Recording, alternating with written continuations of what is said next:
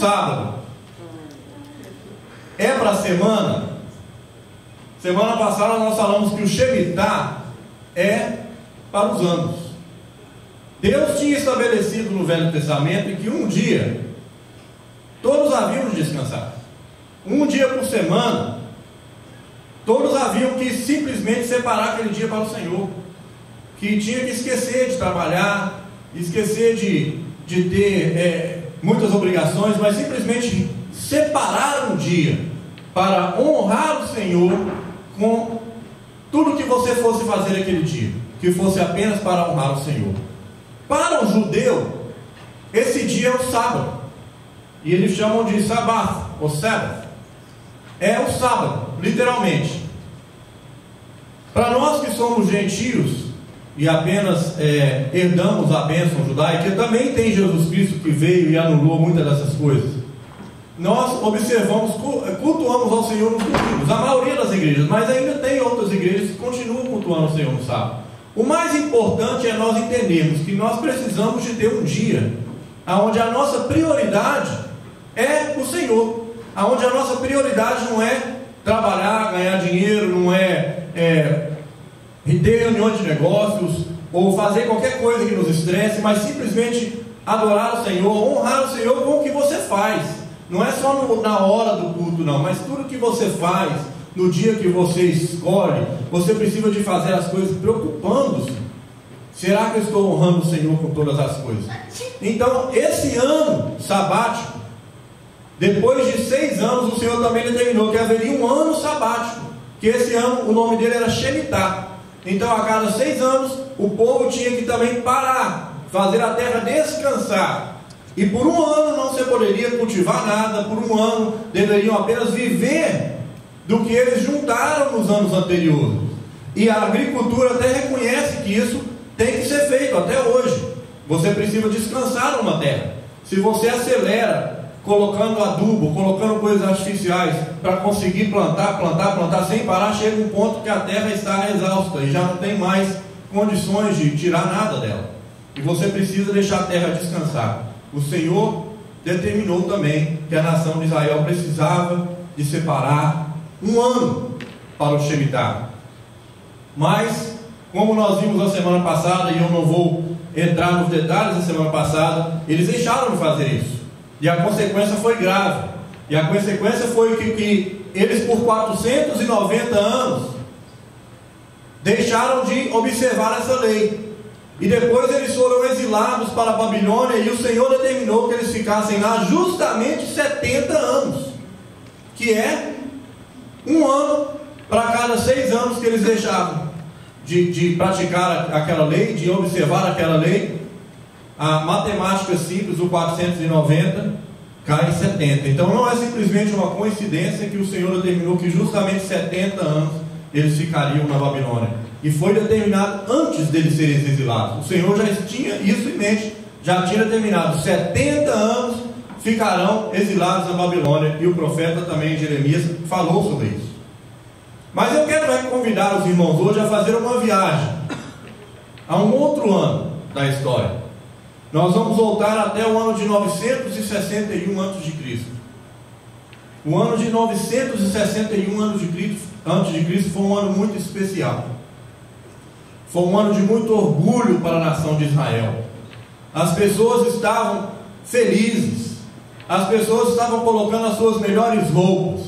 As pessoas estavam saindo de suas moradas, dos estados onde eles viviam naquela terra de Israel, e todos foram para Jerusalém.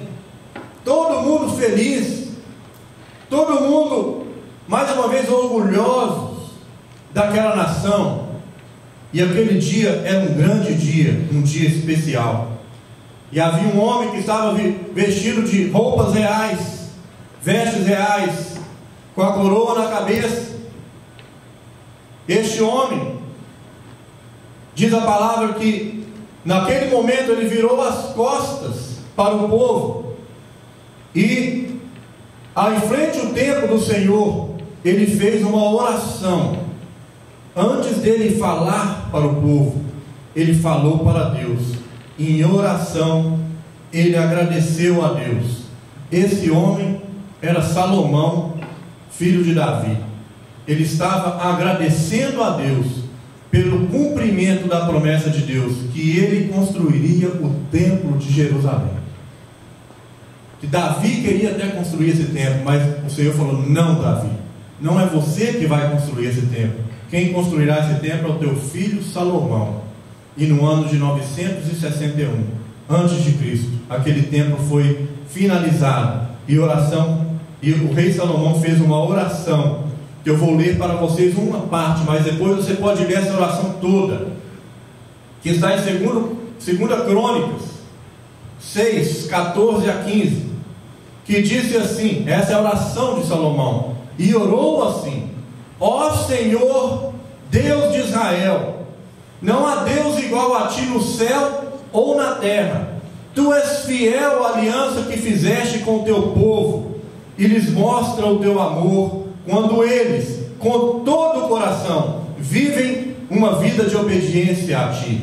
Pelo teu poder cumpriste a promessa que fizeste a Davi, o meu pai. No dia de hoje, todas as palavras da tua promessa foram completamente cumpridas.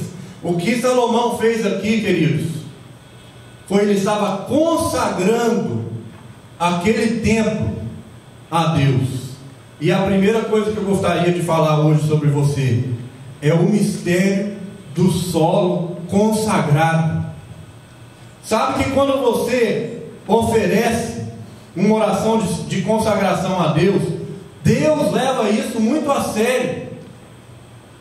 Se você fizer da forma certa e Ele aceitar a tua oração, aquilo que você está consagrando, Deus toma posse e passa a ser de Deus. Salomão, naquele momento, ele ofereceu a Deus a sua oração.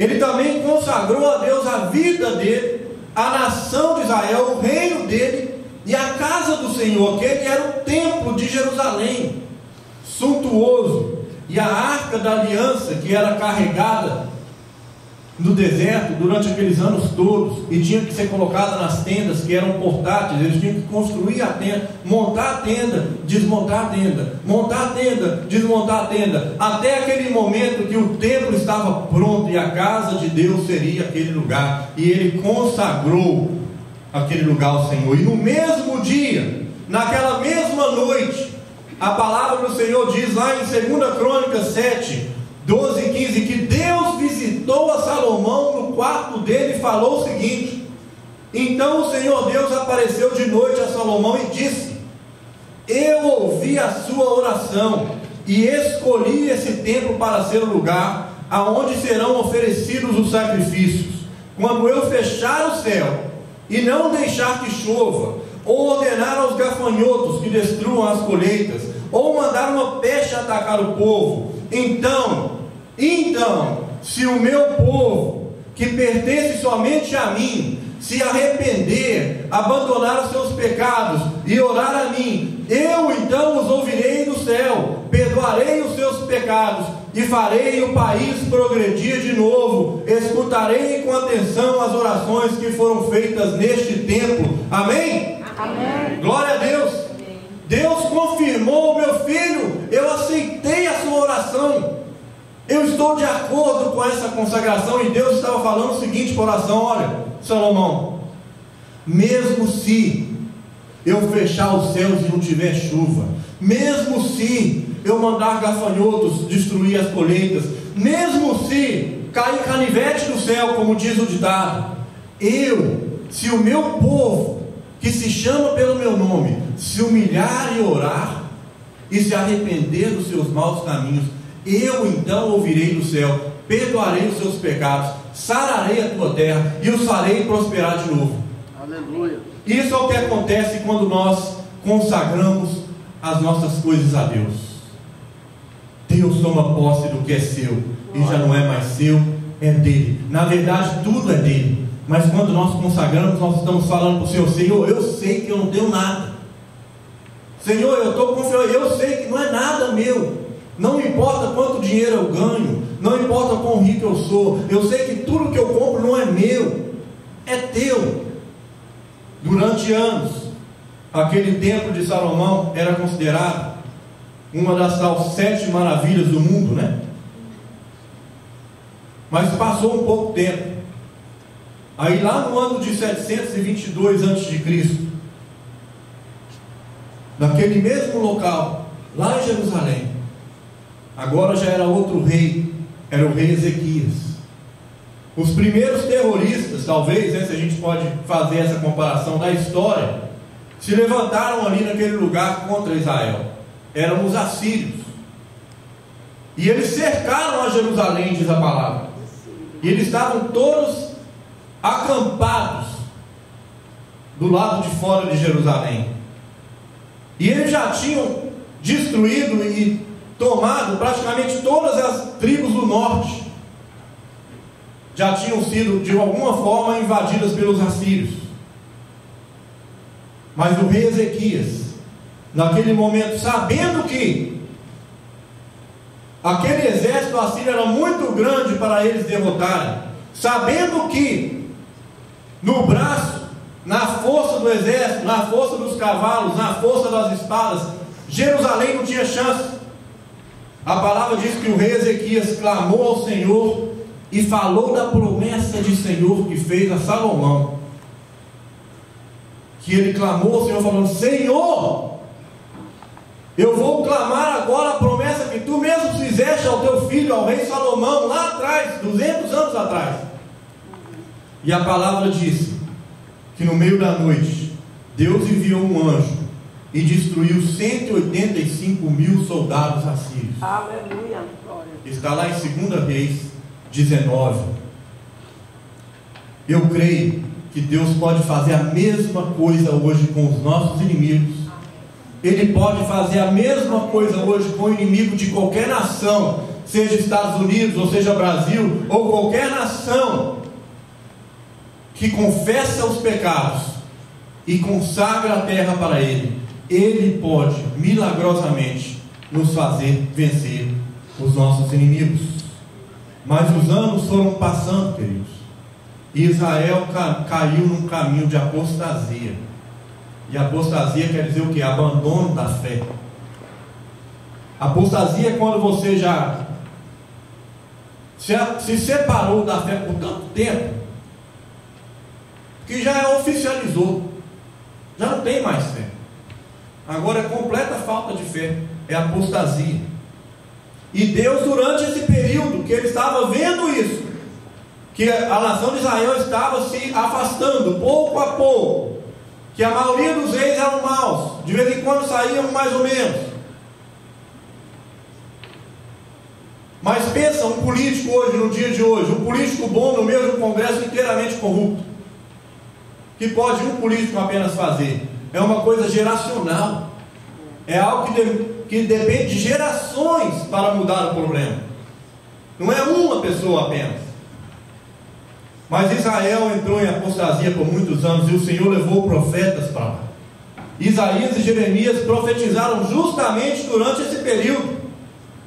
E Jeremias inclusive foi muito perseguido e até apanhar e preso ele foi, porque estava falando uma mensagem que ninguém queria ouvir. Porque estava falando: olha, abre o olho, Deus haverá de mandar juízo sobre vocês, se vocês não voltarem aos caminhos dele. E presta atenção nesse número, 212 anos depois daquelas profecias, no ano de 586 a.C., que era ano do Shemitah, que era o tal 7º ano, foi o ano em que Israel caiu cativo para a Babilônia. Foi o ano do juízo. Eu falei, queridos, que o ano do Shemitah, para quem está debaixo das leis do Senhor, é ano de bênção.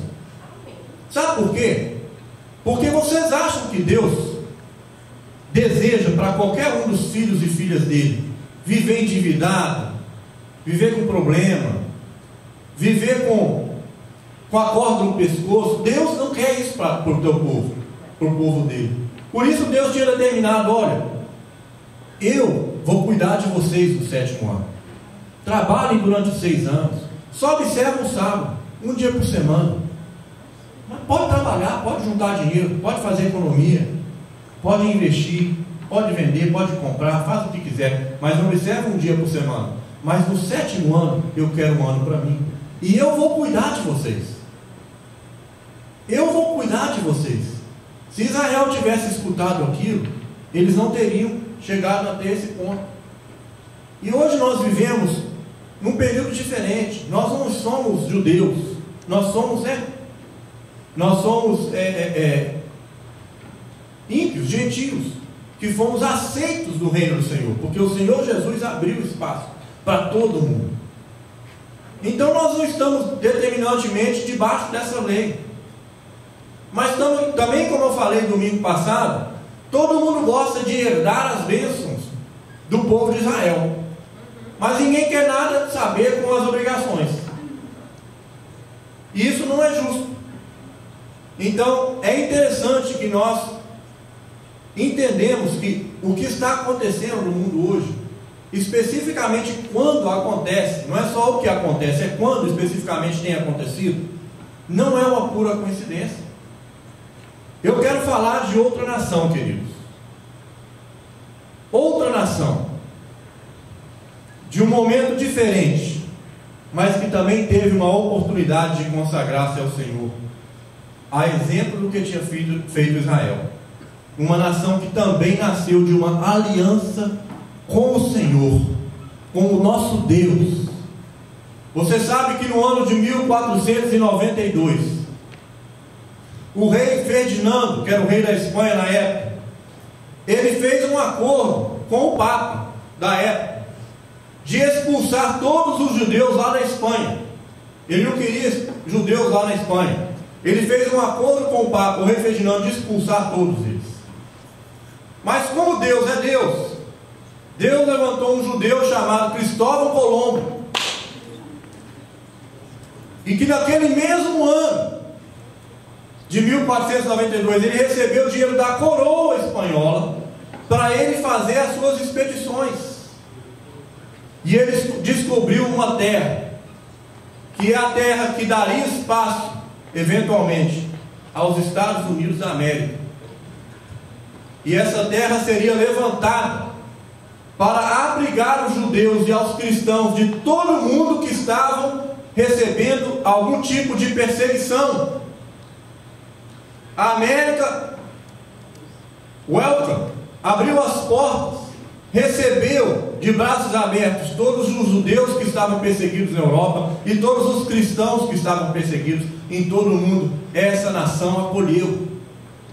Então, quando você perceber duas coisas, que os Estados Unidos até hoje tem sido uma nação muito próspera. Primeiro, isso não é porque eles são bonzinhos mais do que ninguém, porque todo mundo, a Bíblia diz, pecaram, todos pecaram e destituídos estão da glória eterna de Deus. Então o americano não é mais santo do que ninguém, mas eles fizeram uma coisa. Abraão, Deus tinha prometido o que para Abraão? Eu abençoarei aos que te abençoarem. E os Estados Unidos da América abençoou aos judeus, abençoou os cristãos por recebê-los em momentos de perseguição, e pela promessa de Deus, Ele abençoou essa nação. E não só isso, durante muitos anos, os Estados Unidos era uma colônia. Ainda não era, na verdade, os Estados Unidos, era uma colônia britânica. E durante o período da Guerra da Independência, um general chamado George Washington, que eventualmente se tornaria o primeiro presidente da América, em uma das suas primeiras ações, depois dos Estados Unidos terem ganhado a guerra contra a Inglaterra, se tornarem independentes, e eles terem aclamado George Washington como primeiro presidente, uma das primeiras coisas que George Washington fez, semelhante ao que tinha feito Salomão, ele fez uma oração consagrando os Estados Unidos da América ao Senhor. Ele fez essa oração na primeira capital americana daquela época, que era Nova York, e ele fez essa oração no mesmo local aonde estavam as Torres Gêmeas. Ali foi a oração consagratória dos Estados Unidos da América. Isso está em livro de história, você pode pesquisar. Naquela mesma área, ele consagrou essa nação. E ele disse o seguinte, na oração dele, que os Estados Unidos não cairiam, que não seriam derrotados, se eles estivessem debaixo das leis do Senhor. Mas se, caso contrário, que Deus não teria mais compromisso de proteger a terra. Sabe quantos anos passaram? Até 2001? 212 anos. Os mesmos 212 anos que passaram depois das profecias de Jeremias, até a queda de Israel para a Babilônia. 212 anos se passaram até 2001, do dia que aquela oração foram feitas. 212 anos depois, as torres caíram. Tudo aquilo que nós consagramos, eu quero te dizer, se nós não cumprimos o que nós falamos, vira uma profanação. Por isso que a Bíblia diz, olha, cuidado quando fizeres um voto a Deus. É melhor não fazer o voto do que fazer e não cumprir. Tudo aquilo que você consagra e Deus recebe é uma bênção. Mas se você deixar de cumprir a sua parte da oração que você mesmo fez, porque não foi Deus que fez a oração, Ele recebeu, saiu de nossas bocas, saiu das bocas dos nossos governantes, saiu de alguém. Se nós deixamos de cumprir, nós profanamos. Hoje é dia, e mais uma oportunidade de você consagrar ao Senhor a tua vida, o teu casamento, as tuas finanças, os teus filhos, o teu trabalho, tudo aquilo que é importante para você e que te pertence. Consagre a Deus. Consagre a Deus e mantenha a sua promessa, porque aí você vai estar enquadrado naquele texto que eu li, que se o meu povo, olha, pode quebrar a bolsa, pode ter recessão, pode parar de chover, pode acontecer inundamento, flooding, queimada, se o meu povo, amém, que se chama pelo meu nome, se humilhar e orar e se arrepender dos seus maus caminhos, eu então ouvirei do céu, sararei a tua terra, perdoarei os seus pecados e os farei prosperar. Eu creio. Amém? Amém. Esse é o primeiro mistério da terra do solo consagrado. O segundo mistério é o mistério do próprio Shemitah. Semana passada eu falei muito na parte econômica. Eu falei de que 7 vezes, não foram só 7, mas eu citei 7 grandes colapsos financeiros e crises mundiais, não é só americana nem brasileira, crises financeiras mundiais. Muitas delas começam aqui porque é muito óbvio. Se a maior economia do mundo está em más lençóis, todo mundo paga uma consequência. Se um país igual a Grécia causa o que causou, o que não causaria um país do tamanho dos Estados Unidos, com uma economia grande igual essa? Mas eu falei muito do lado econômico, mas hoje eu quero falar um pouco mais de eventos, não necessariamente só econômicos, porque os sinais estão aí. Sabe que tem um ditado que fala que o pior cego é o que não quer ver, né? E tem hora que, olha, está passando na nossa cara as coisas, e nós escolhemos ignorar. Os eclipses que têm acontecido, eu falei que aconteceram vários eclipses exatamente nas festas bíblicas. Aconteceu o eclipse exatamente na Páscoa, e aconteceram eclipses exatamente na festa dos tabernáculos, e todos esses eclipses foram solares e lunares também. E quando acontece 4 eclipses no ano do Shemitah, que foi o ano de 2015, ou de dia 13 de setembro de 2014 ao dia 13 de setembro de 2015, aconteceram 4 eclipses. Quando acontecem 4 eclipses no mesmo ano, eles são chamados de tétrades. E a NASA falou que só aconteceu 6 tétrades em 2000 anos. Então é muita coincidência. Mas hoje eu quero falar de 5 momentos da história, não da parte econômica, que coincidiram com os caos econômicos, mas eu vou dar outros detalhes. Que foi o primeiro em 586 a.C., como eu já falei, que foi a queda de Jerusalém. O segundo de 1973 a 74, que era ano de Shemitah. Todos esses aqui são anos de Shemitah. De 1980 e 81, 87 e 88, 2000 e 2001 e 2007 a 2008. Todos foram anos de Shemitah. A primeira coisa que eu vou te falar, queridos. Deus, Ele às vezes levanta uma nação para derrubar a outra. Não é porque Ele está querendo exaltar aquela nação que Ele está levantando, mas para trazer juízo a outra. O Shemitah, ele tem envolvido, ao decorrer da história, várias vezes, o levantamento ou a decadência de grandes nações, de grandes impérios. Quando Deus levantou a Babilônia, Ele não queria... A Babilônia eles eram ímpios, eles não serviam a Deus. Os babilônicos eram maus, mas Deus estava levantando a Babilônia para trazer juízo sobre Israel. Para Israel cair, a Babilônia tinha que se levantar. E interessante, para a Babilônia se levantar, a Assíria tinha que cair, porque a Síria era mais poderosa do que a Babilônia naquele momento. Então Deus causou vários levantamentos e quedas de nações para levar o propósito dele, que era trazer juízo sobre Israel. Mas em 1917, o primeiro exemplo que eu vou dar para vocês de um império que cai, foi um império que nós ocidentais não entendemos muito, às vezes nem ouvimos falar. Mas havia um império chamado Império Turco-Otomano, que era um império de 400 anos. E eles não eram um império poderoso na área financeira, econômica, mas eles eram muito poderosos na área ideológica, porque eles eram um império que era governado através do califado. E o califado é um governo islâmico. Então eles controlaram uma grande parte das nações islâmicas, estava debaixo daquele califado. E eles foram vencidos em um dia só, em 1917. Em um dia, eles caíram. Um império que estava há 400 anos influenciando aquela região.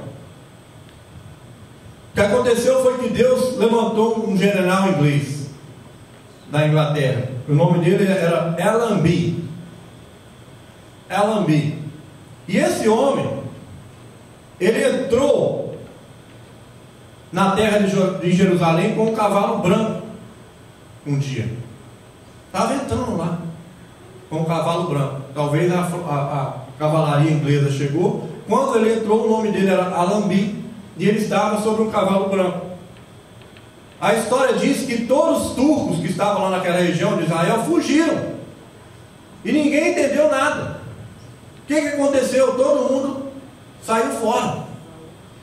Quando eles foram depois conseguir a explicação, o povo mais simples que estava lá naquela área, os turcos mais humildes, e aqueles otomanos mais humildes, eles falaram que, primeiro, que eles não entendiam o inglês direito. Então, quando eles ouviram falar que o nome do cara era Allenby, do general Allenby, eles entenderam que era Allah Embi. E Allah quer dizer Deus, e Embi quer dizer profeta na língua deles. Então eles acharam que era o profeta de Deus, e eles acharam que aquele profeta estava chegando para trazer juízo e morte a eles. Então eles saíram. No mesmo ano, um outro britânico, que nesse foi um ministro, chamado Balfour, ele tinha agora o controle da Palestina. Depois que os turcos saíram, a coroa britânica teve um controle sobre a região, e naquele período ele deu direito aos judeus voltarem para Israel. Ele deu o direito para os judeus voltarem às suas terras. E aqui a gente percebe uma coisa: Deus tem o controle de todas as coisas. Eu imagino que esse general Allenby não tinha nem ideia de que ele estava acontecendo ali com a presença dele. Deus usa quem Ele quer, no momento que Ele quer, na hora que Ele quer, para abençoar alguém ou para trazer juízo. E Ele pode usar os ímpios para trazer juízo, como também para te abençoar. Um ímpio pode ser levantado para te abençoar muito, se Deus quiser. Outro exemplo foi em 1938. Quem é bom de história? O que aconteceu? O que começou em 1938? A Segunda Guerra Mundial. Por quê? Em 1938, Hitler já estava como chanceler da Alemanha. Ele era o chanceler daquele país. E ele anexou a Áustria. Pegou. A Áustria agora é minha. Assim como ao ano passado, a Rússia anexou a uma península lá. Era parte da Ucrânia, eu esqueci o nome. Crimeia. A Rússia simplesmente falou: ah, é meu. Porque era da Rússia muitos anos atrás. Eles chegaram lá e pegaram de volta e não estavam nem aí. E estão sofrendo agora algumas sanções econômicas por causa disso. Mas Hitler foi e anexou a Áustria. A Áustria passou a ser parte da Alemanha. Depois de um tempo, no mesmo ano, ele invadiu a Polônia. Aquela invasão da Polônia causou o início da Segunda Guerra. 1938 era ano de Shemitah. Hitler falava que ele queria ter um império de 1000 anos. Ele não viveria, ele sabia disso, mas ele estava falando que o que ele estava começando duraria 1000 anos, e que ele criaria a raça perfeita, né? Que só louro de olho azul, só desse que ia sobreviver lá naquela época. Nem a Priscila, eu acho que ia sobreviver lá. Só a Deise. Talvez a Sula. E ele falava isso, mas o resultado nós já sabemos. É um holocausto, onde milhões de judeus foram mortos. E 7 anos depois, em outro ano de Shemitah, acabava a Segunda Guerra Mundial. Hitler se suicidou quando ele percebeu que ele estava perdendo, e a guerra acabou. Mas quando a guerra acabou, foi quando se levantou com potência verdadeiramente mundial, econômica, e influenciando de todas as formas os Estados Unidos da América. Porque a Segunda Guerra Mundial ela só foi vencida porque os Estados Unidos entrou. Porque se não tivesse entrado, Hitler ganharia a guerra. Mas quando eles caíram na bobagem de bombardear o Havaí na ilha de Pearl Harbor, a base lá americana, os Estados Unidos falaram: agora nós vamos entrar. Aí acabou rapidinho. Jogaram 2 bombas lá no Japão e resolveu o problema. Não estou falando que eu estou de acordo com o que foi feito, não. Só estou falando que foi aonde as coisas se viraram. Em 1945 foi um outro Shemitah. Levantou-se uma nação e caiu outra. Deus usa essas datas para impor a vontade dele, e às vezes passa despercebido para as pessoas, e todo mundo acha que é simplesmente uma coincidência. Depois da vitória, diz a história, que todos os aliados dos países que eram aliança foram e desfilaram em Berlim, na capital da Alemanha, que era o país perdedor. Eles foram lá e desfilaram nas ruas de Berlim no dia 7 de setembro de 1945, e o dia 7 de setembro de 1945 era o dia 29 de Elul, que é o último dia do ano do Shemitah no calendário judeu, que é calendário lunar. Então não é igual ao nosso calendário. Coincidência? Deus estava dizendo: olha, não importa o que Hitler estava falando, não importa o que os alemães pensaram que fariam, eu sou o Senhor da história. Amém. Eu é que determino. E quem se levantar contra mim, Eu posso tirar do poder assim. Em 1948, 3 anos depois, não era ano de Shemitah, mas por causa do que aconteceu em 45, por causa da vitória, nasceu o Estado judeu novamente. Vocês sabiam que Israel deixou de ser país por muito tempo, muito tempo. Em 1948, Israel voltou a ser um país, por causa do que aconteceu em 1945. A Europa estava toda em ruínas, tudo estava destruído. Os países que ganharam também estavam destruídos, porque tinham sofrido muitos bombardeios. Os ganhadores e perdedores estavam todo mundo reconstruindo. E a União Soviética, na época, se levantou contra outra grande potência, não tanto econômica, mas ideológica. Aí todo mundo aqui consegue lembrar disso, porque nós todos já éramos nascidos nesse período da Guerra Fria, da guerra de ideologia, capitalismo versus comunismo versus socialismo. E a corrida bélica dessas duas nações, a corrida por armamento, se armarem, eles tinham, ou ainda provavelmente ainda têm, arma suficiente para destruir o mundo inteiro 30 vezes. É isso que tinha. Mas lá depois, em 1973, houve outra grande crise, no ano de Shemitah também, que é a crise que eles conhecem como a crise do petróleo, mas também de muitas outras crises. Foi um monte de crise. Normalmente as crises têm uma razão específica, né? A crise imobiliária, a crise do .com, da internet, e tem várias crises que recebem um nome.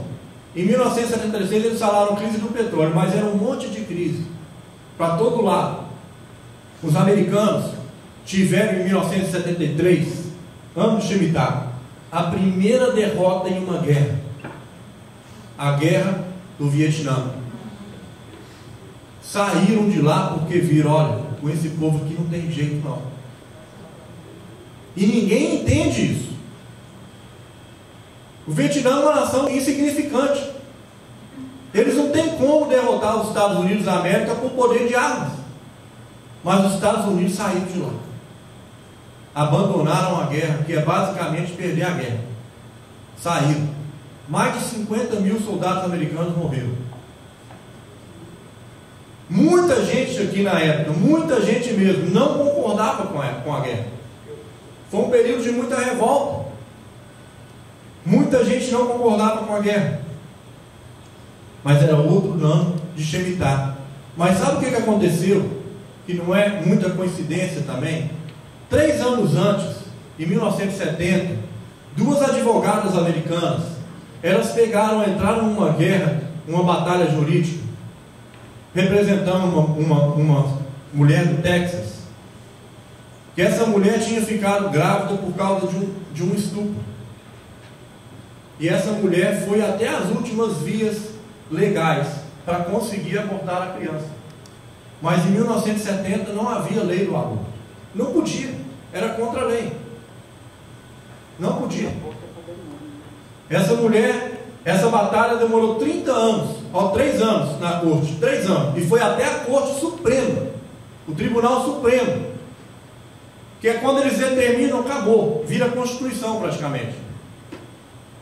3 anos depois, ela ganhou aquela batalha. Ela não pôde abortar, porque demorou 3 anos, a criança nasceu, né? Mas em 1973, no ano do Shemitah, na mesma época que os Estados Unidos perderam a guerra para o Vietnã, a Corte Suprema Americana legalizou que o aborto era legal desde que aconteça até os 3 meses de gravidez. Qualquer uma pode ficar grávida e abortar com respaldo da lei da emenda 14 da Constituição dos Estados Unidos. Isso para mim é um ato de apostasia, porque o Senhor é o Deus da vida. O Senhor, não importa a circunstância. Eu sei que muita gente fala, mas é fácil, quem é contra o aborto falar, mas e se a sua filha foi estuprada com 12 anos e ficar grávida? Porque eu sei o seguinte, seria uma tragédia enorme, sem palavras. Mas isso não me dá o direito de decidir pela vida ou pela morte. Amém. Até hoje, isso foi constitucional, agora é constitucional. Até hoje, muita gente é contra.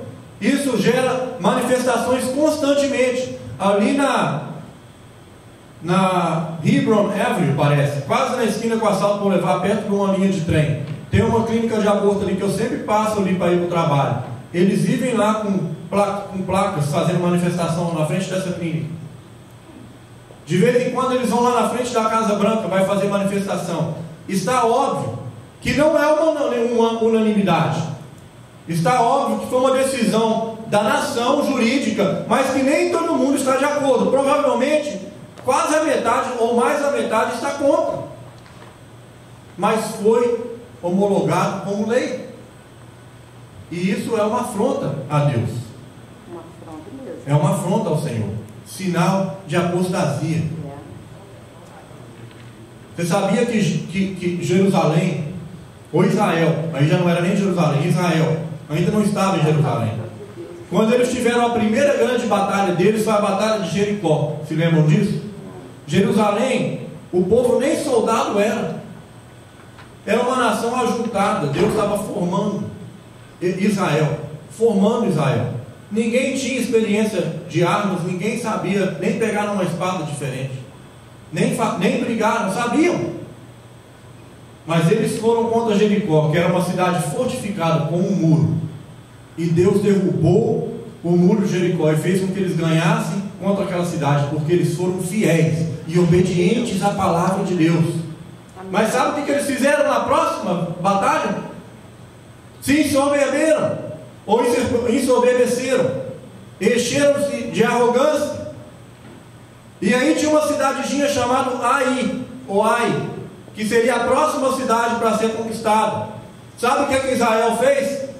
Para essa cidade aí a gente não precisa mandar os homens tudo não. Deixa aí a metade com as mulheres, com os filhos, manda só uns pouquinhos lá. Perderam a batalha. Deus está falando que o forte, quando está ensoberbecido, cai. E quando o fraco, quando está na humildade, é exaltado e ganha. Glória a Deus. Nação humilde é nação forte. Amém. Nação soberba, nos olhos de Deus, é nação fraca. Aí eu vou falar do último mistério, que é o mistério das torres. Eu falei que as torres caíram, todo mundo sabe disso, que as torres caíram em 2001. Mas as torres, biblicamente falando, elas têm um outro significado. Não as torres de Nova York, todas as torres. Biblicamente falando, torre era sinal de poder. Torre era sinal de imposição. Era um sinal de que você tinha condição de se impor. Quando Deus destruiu o templo de Jerusalém, Ele tinha enviado profetas, como eu disse. Enviou Isaías, enviou Jeremias. Mas Israel caiu.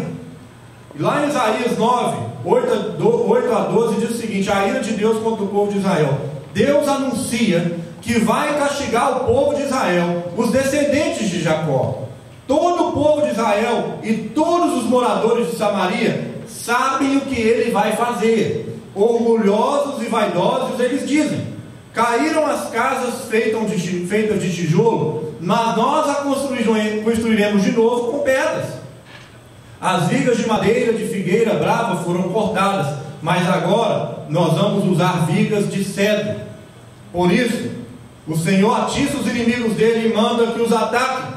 A Síria a leste, a Filéstia a oeste, abriram a sua boca para devorar o povo de Israel. Mesmo assim a ira de Deus não passou, a sua mão continua levantada para castigar. Deus está dizendo nessa passagem, através da boca do profeta, que Israel, naquele momento, era uma nação soberba. Ele estava falando que, olha, se as casas de areia caírem, a gente constrói de tijolo. Se as de tijolo caírem, nós construímos de barra de ferro. Se as árvores do sicômoro cair, a gente constrói com cedro, que é uma madeira mais forte. Ao invés do povo se humilhar e voltar naquele verso lá de trás, que o que Deus falou? Se o povo que me chama pelo meu nome se humilhar e orar e aquilo tudo, eles fizeram o contrário. Eles falaram assim: pode deixar, a gente constrói de novo. Eles acharam que podiam. Altivez na Bíblia, ou altivez no hebraico, tem uma tradução de Gadel ou Gadal, é a mesma coisa, e também Migdal, 3 palavras que têm praticamente o mesmo significado, que também significam torre. Então, torre é um símbolo bíblico, se for uma nação que não segue ao Senhor, de arrogância. Ora, todos os países têm torre, né? Não estou falando que todo mundo tem que derrubar as torres, não. Eu estou falando para aquele país ou aquela nação que não se importa com as leis do Senhor e constrói uma torre para se impor, que foi exatamente o que aconteceu com quem lá no Velho Testamento? Babel. Babel, eles quiseram construir uma torre alta para chegarem perto do céu, com a petulância de poderem estar próximo do céu como se fossem deuses. Deus destruiu e ainda confundiu as línguas. Todo mundo já sabe, todo mundo recebeu um idioma diferente. Isaías estava profetizando, e o povo, ao invés de se arrepender, se ensoberbeceu. Eu vou te dar um conselho, queridos. Você quer ser abençoado na sua vida? Porque ninguém vai falar não, né? Você quer ser abençoado na tua vida? A Bíblia diz o quê? Que Deus resiste ao soberbo, mas dá graça ao humilde.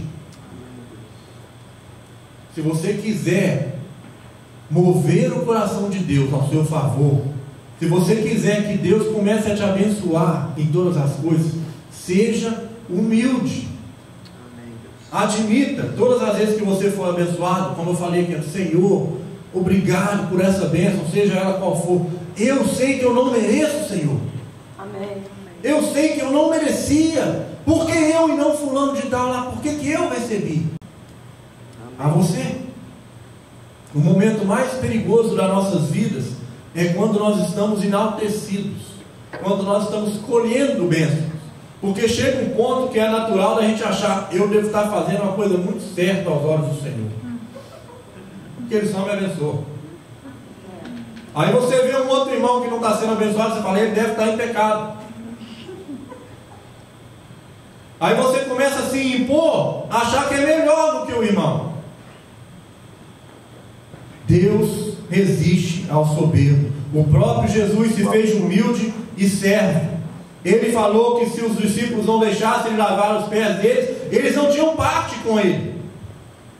Todo joelho, mas aí o que Deus deu de recompensa para Jesus? Diz que todo joelho se dobrará e toda língua confessará que tu és o Senhor. Amém. Essa é a recompensa do sacrifício da humildade de Cristo. Fuja da soberba, fuja da arrogância. Ninguém pode entrar nessa posição. Mas qual que é o mistério das torres então? No contexto americano, como eu disse, muitos países têm torres, mas no contexto americano, quem pode dizer que é coincidência? Que aonde George Washington fez uma oração de consagração, ali foi construída uma torre. E aquelas torres, elas representavam, para todo mundo que via postal de Nova York, era o símbolo da imponência econômica, era o símbolo, né, do poderio, da influência. Agora, queridos, eu amo esse país. Eu não estou falando mal, não. Eu amo esse país. Mas eu estou falando que Deus está mandando avisos. As torres caíram no ano do Shemitah. E eu pergunto: será que os Estados Unidos da América estão arrependidos ou não? Ou será que Deus está querendo levantar nós aqui, outras igrejas também, para que através de nós essa nação se arrependa, essa nação se redima, e essa nação, através de nós, começar a ser abençoada como ela sempre foi. Em nome de Jesus. Amém. É um privilégio isso. É um privilégio. Porque por muitos anos, por centenas de anos, a América foi abençoadora de quem chegava aqui. Nós que estamos aqui como imigrantes, estamos sendo abençoados. Um país diferente, mas a mão de Deus está sobre todos, inclusive as maiores potências mundiais, inclusive os Estados Unidos da América. E se nós quisermos sermos abençoados nessa terra, vocês têm uma obrigação moral de abençoar e orar, e através da tua oração que Deus possa trazer avivamento. Amém? Amém. Por último, em Levítico 25, 8, 11, e aqui eu vou fechar, diz o seguinte: contem 7 semanas de anos, isto é, 7 anos vezes 7, o que dá um total de 49 anos.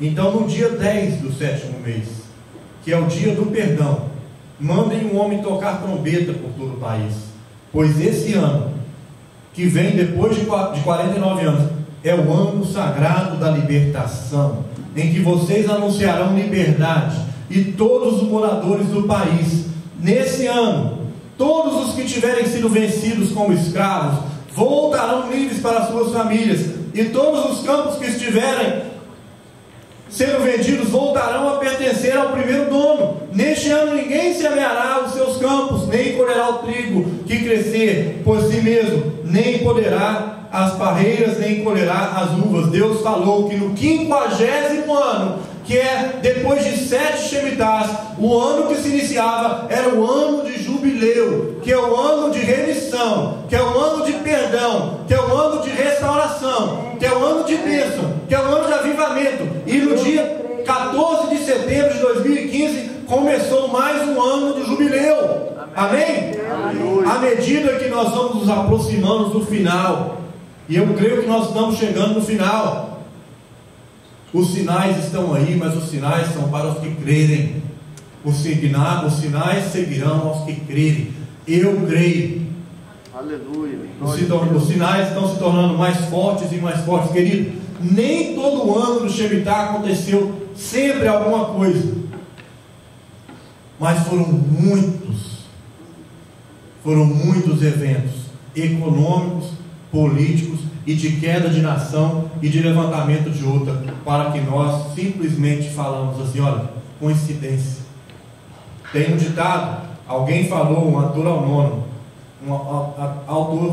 anônimo: aqueles que não aprendem com a história estão condenados a repeti-la. Se a história de que tem acontecido com outras nações, se nós não aprendemos com os tropeços dos irmãos, com os tropeços dos nossos pais, com os tropeços dos nossos tropeços mesmo, se nós não aprendemos com os nossos próprios tropeços, a história vai se repetir. É verdade. Vai se repetir, porque você ainda não aprendeu a lição. Eu quero chamar aos irmãos todos que orem comigo agora, porque, queridos, este ano pode ser na vida de muita gente, e se você crer, você diz: vai ser na minha vida. Vai ser na minha vida. Ano do jubileu, ano da virada, ano em que as coisas vão começar a dar certo para todo lado. Você não vai deixar de ter provação, não, porque isso não é bíblico. No mundo tereis aflições, mas é ano que o Senhor vai te abençoar. Amém. A despeito das crises. Não importa as crises, não importa o que acontecer, é o ano que o Senhor vai te abençoar, porque é promessa dele.